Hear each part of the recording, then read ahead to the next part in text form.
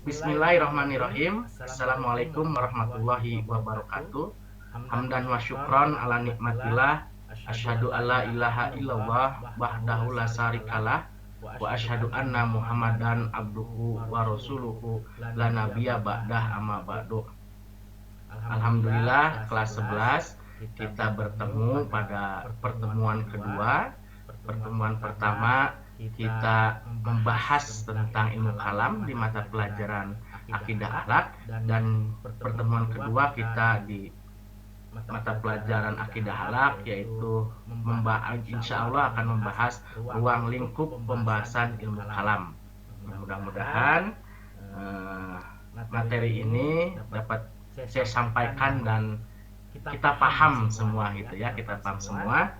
Dan mudah-mudahan kalian dan saya tetap menjaga spirit semangat kita dalam belajar melalui proses daring ini, dan mudah-mudahan Allah ridho kepada kita semua dan memberikan pahala kepada kita semua.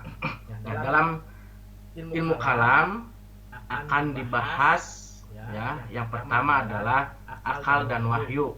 Kita tentunya paham bahwa akal ini adalah karunia yang diberikan oleh Allah Subhanahu wa taala kepada manusia, dan ini adalah ciri bahwa manusia itu diciptakan dengan sempurna oleh Allah Subhanahu wa taala. Apabila kita dibandingkan dengan hewan gitu ya, mungkin secara fisik ada hewan yang memang lebih bagus, lebih indah daripada manusia, tetapi hewan tidak diberikan akal gitu.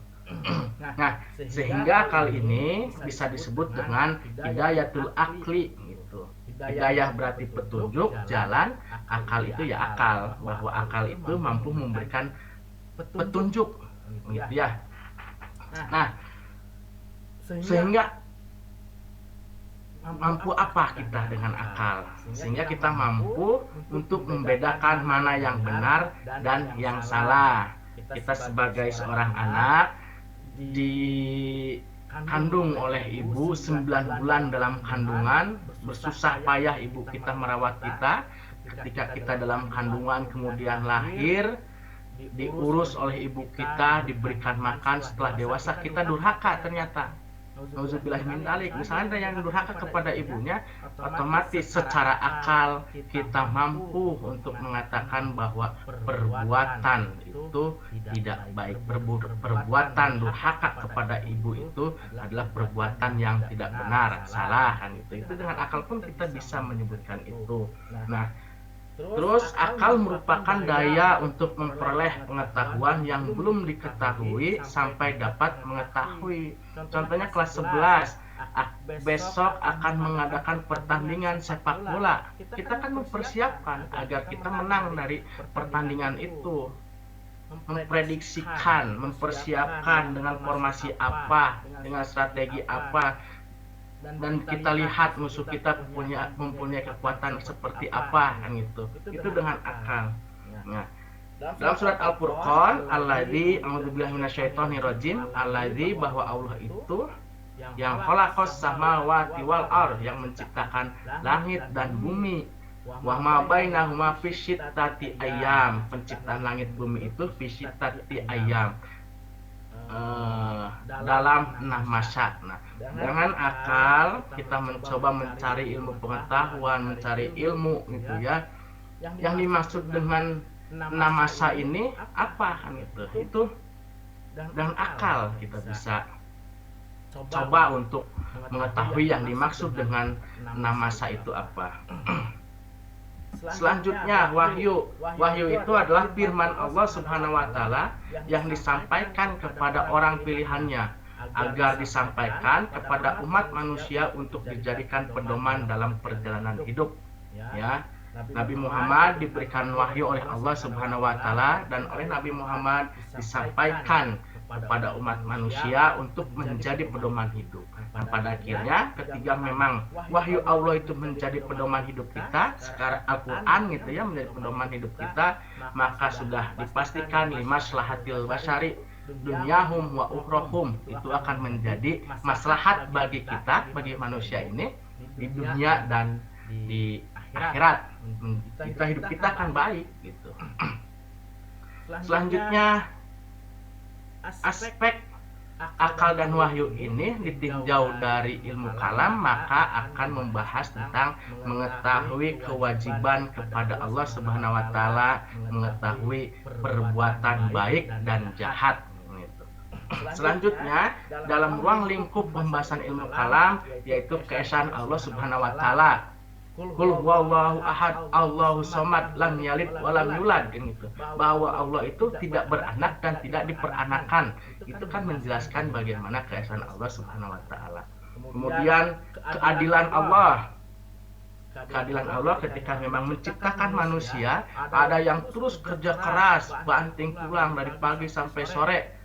Tapi tetap ya, misalkan miskin gitu. Tapi ada yang memang kerjanya duduk tapi tiba-tiba kaya misalkan dia.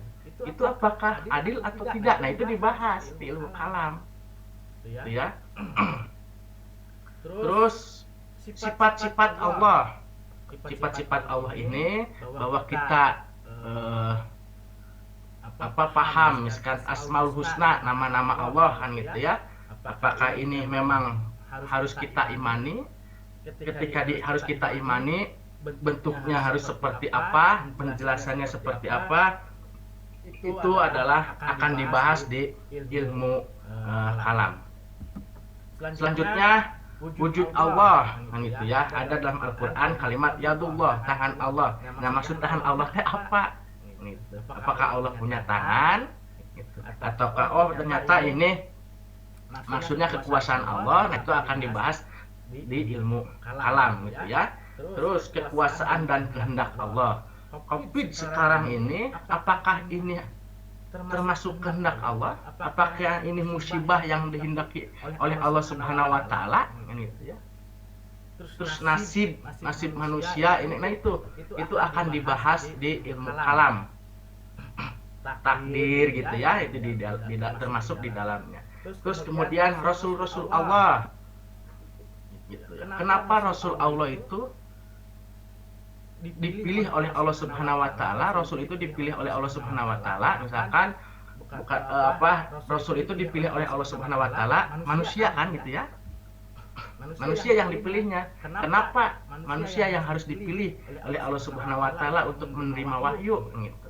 Itu akan dibahas di ilmu kalam. Terus keimanan ini nanti terkait tentang kupur ya, terus kafir gitu, terus murtad, terus apalagi beriman gitu. Contohnya orang yang meninggalkan sholat itu disebutnya apa ya gitu ya? Apakah dia sudah kafir atau tidak ya? Apakah perbuatan ketika kita meninggalkan sholat itu perbuatan kufur? Ada yang meninggalkan sholat dikarenakan dia malas. Nah, itu statusnya apa? Ada yang meninggalkan sholat karena dia tidak percaya akan perintah sholat gitu ya. Nanti itu akan termasuknya seperti apa? Itu akan dibahas di ilmu kalam. Selanjutnya perbuatan manusia dan konsekuensinya, amalan baik sehingga ketika meninggal kita masuk ke surga gitu ya. Terus ada neraka. Nah, itu akan dibahas surga dan neraka, perbuatan baik manusia ini. Ada yang soleh, apakah kesolehan ini memang sudah ditakdirkan oleh Allah kan gitu ya. Nah, itu akan dibahaskan apakah kesolehan ini harus diikhtiarkan oleh manusia. Itu akan dibahas di ilmu kalam. Terus kemudian fungsi terakhir ini, fungsi ilmu kalam.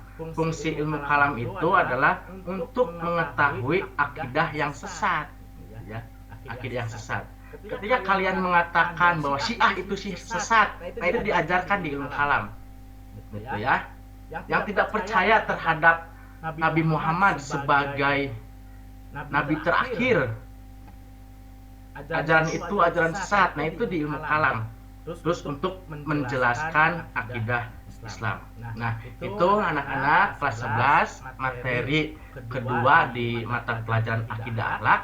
Mudah-mudahan Allah ridho dan apa yang saya sampaikan ini mudah dimengerti oleh kalian. Apabila ada kesalahan itu